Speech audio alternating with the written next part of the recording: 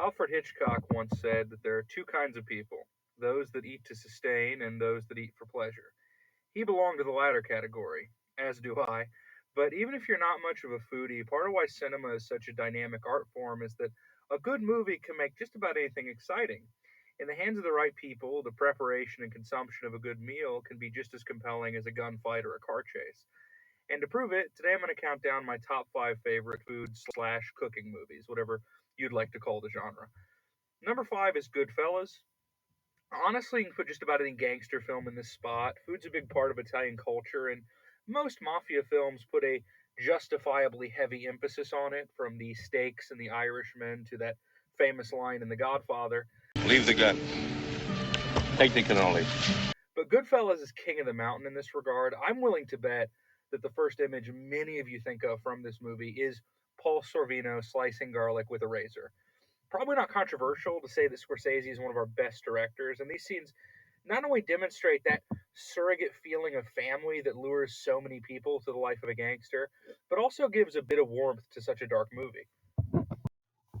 Number four is Jiro Dreams of Sushi, a documentary about legendary sushi maker Jiro Ono.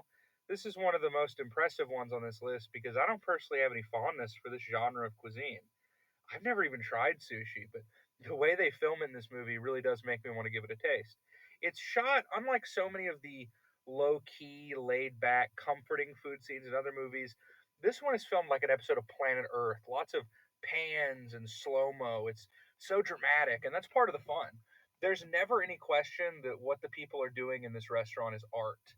Also, the awe with which the various interviewees speak about Jiro and his craft. I mean, it really helps sell what a master the guy is. I mean, this is a brisk 80-minute feel good documentary, and it's well worth a spot on this list. Number three, Ratatouille. Yeah, you all saw this one coming. Myself, and I'm sure plenty of other people's introduction to this genre, Ratatouille is fantastic because it really sells the passion and love the main character feels toward cooking. It's all Remy wants to do, and the excitement he has anytime he gets a new idea for a dish or experiments with different flavors is contagious. To the point where the emotional climax of the movie isn't a big action scene, but a high stakes dinner service, and it works.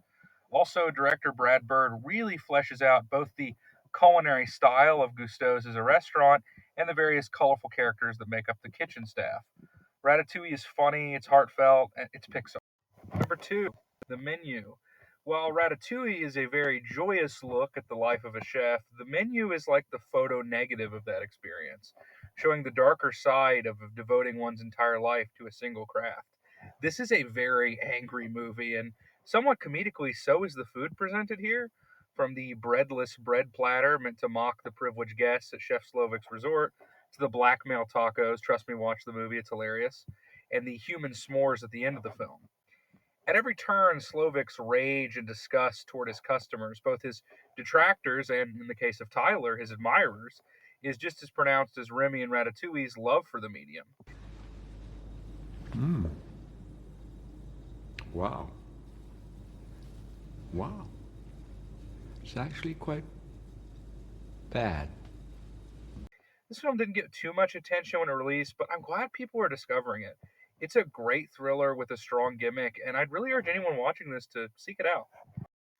And my number one favorite food movie is Chef, a laid back comedy that practically rebranded Jon Favreau as both a filmmaker and more broadly a celebrity. Chef is a great time. It's funny. Favreau has always been good at small scale movies like this. I wish he'd make more. The father son relationship at the core feels sincere. The autobiographical bits are fascinating. You can tell Favreau's working through a lot of the feelings he had making movies in the studio system here, and it's just got such a good, comforting atmosphere. You really get a sense of the culture of every place that Chef Casper's food truck visits across the country. And of course, everything in it looks absolutely delicious. So, that was my list. If you can think of any I missed, you can leave them in the comments. This is T Quint1 signing out.